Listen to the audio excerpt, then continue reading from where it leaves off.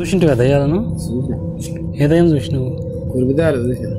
అంటే ఎటువంటి కురిమి దయ్యాలంటే? జగ్గ అనుకుంటా వస్తుంది.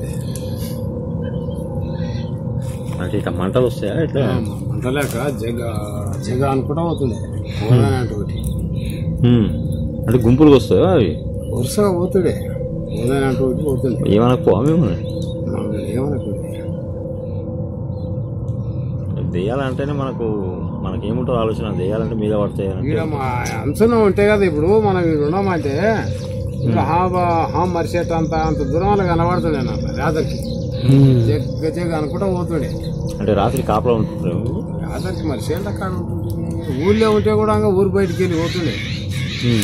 అంటే దయ్యాలని చెప్పి ఎట్లా మనుషులు ఎట్లా మంట గిట్ట పడుకుపోవచ్చాం కదా, అట్లా కాదా?